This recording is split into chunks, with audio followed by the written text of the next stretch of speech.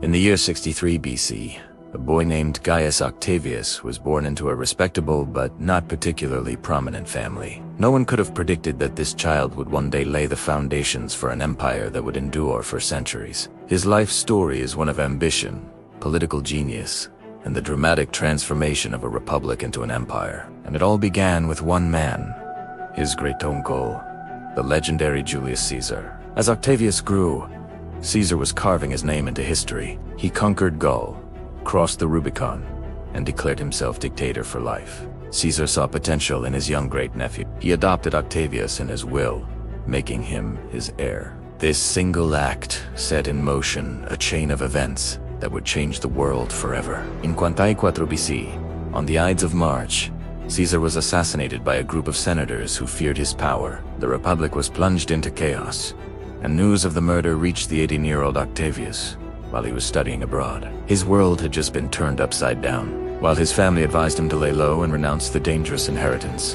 Octavius made a bold decision. He would not hide. He would go to Rome, claim what was rightfully his, and most importantly, avenge Caesar's death. He took a new name, Gaius, Julius, Caesar. We'll call him Octavian from now on. When he arrived in Rome, the political elite scoffed. He was just a boy, an inexperienced teenager with a famous name. They severely underestimated him. Octavian was clever, patient, and utterly ruthless when he needed to be. He used his inheritance, Caesar's vast fortune, to pay the legacies promised to the Roman people, winning their favor. He also raised a private army from Caesar's veteran legionaries, who were fiercely loyal to their fallen general's name. The major players in Rome were the powerful general Mark Antony, Caesar's former right-hand man, and the senators who had killed Caesar, led by Brutus and Cassius. Initially, Antony treated Octavian with contempt, refusing to hand over Caesar's money and papers. But Octavian's growing influence couldn't be ignored. The Senate, hoping to use the young man as a pawn against Antony, gave him official command of troops. Octavian, however, was no one's pawn. After a series of initial clashes, he did the unthinkable. He allied with his rival, Mark Antony, and another of Caesar's generals, Marcus Lepide. Together, they formed the Second Triumvirate, a three-man dictatorship with absolute power. Their first order of business was vengeance. They launched a brutal proscription, a state-sanctioned murder list, targeting their political enemies and Caesar's assassins. Thousands were killed, including the famous orator Cicero, whose only crime was speaking out against Antony. With their enemies in Rome eliminated, the Triumvirate turned their legions eastward to confront Brutus and Cassius, who had fled and raised an army. In 42 BC, at the Battle of Philippi in Greece, the forces of the Triumvirate crushed the last of the assassins.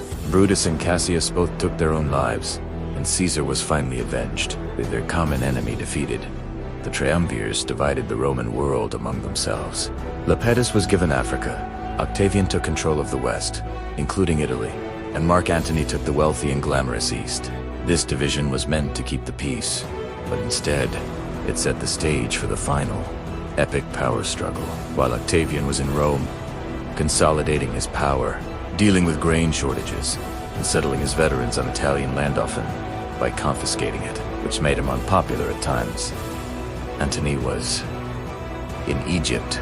There, he had begun his famous love affair with the queen, Cleopatra. Antony was a brilliant general, but a less astute politician.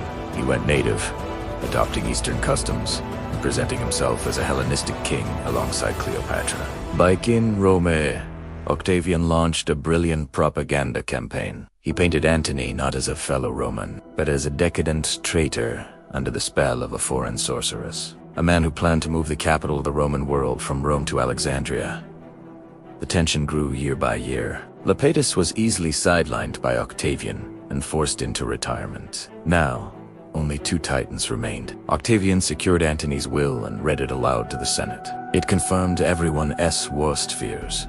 Antony had left Roman territories to his children with Cleopatra and requested to be buried in Alexandria. The outrage was immense. This was the final straw. Octavian declared war not on Antony, but on Cleopatra. It was a masterful political move that framed the conflict as a defense of Rome against a foreign threat. not another bloody civil war. The final confrontation came on September 2nd, 31 BC, at the naval Battle of Actium, off the coast of Greece. It was a spectacle of immense scale. Hundreds of ships clashed in the bay. Octavian's fleet, commanded by his brilliant friend and admiral, Marcus Agrippa, was smaller and more agile. Antony and Cleopatra's ships were larger and more powerful, like floating fortresses, but they were slow and difficult to maneuver. Agrippa outmaneuvered them, using his lighter vessels to isolate and destroy the enemy ships one by one. Seeing that the battle was lost, Antony and Cleopatra broke through the line and fled back to Egypt with a fraction of their fleet. Their remaining forces, leaderless and demoralized, surrendered to Octavian. The war was effectively over. Octavian pursued them to Alexandria, facing certain defeat. Antony fell on his sword.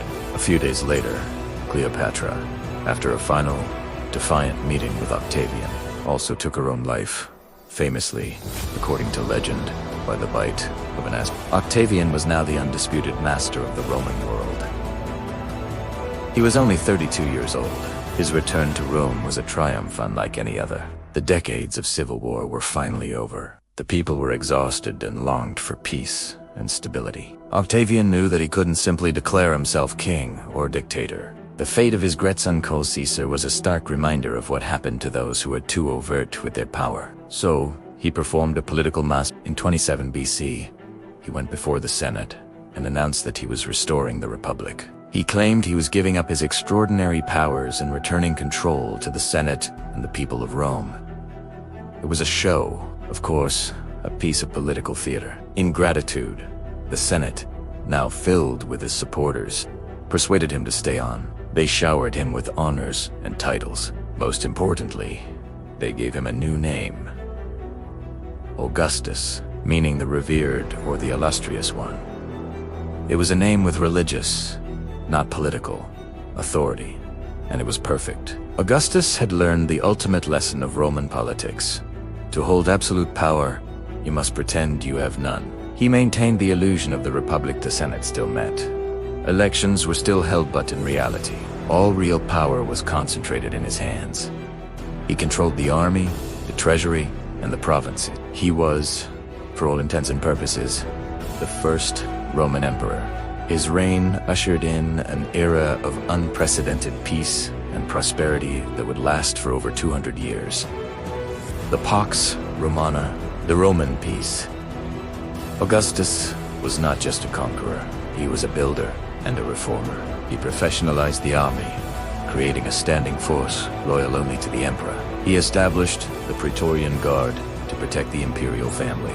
He reformed the tax system, making it more efficient and less corrupt. He famously declared that he found Rome a city of brick and left it a city of marble. He sponsored a massive building program, constructing temples, aqueducts, theaters, and public baths. He patronized the arts, and his era saw the flourishing of poets like Virgil, Horace, and Ovid.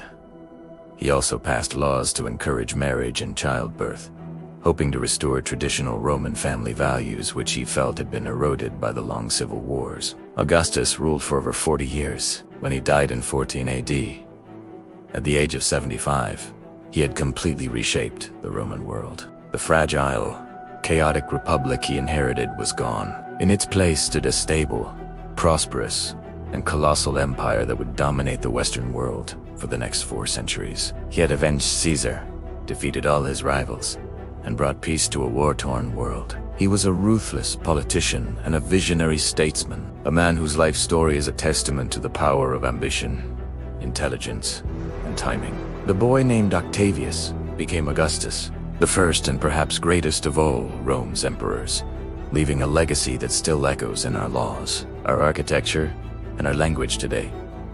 Thank you so much for watching. If you enjoyed this journey into the past, please hit that like button and subscribe for more stories from history. We'll see you in the next one.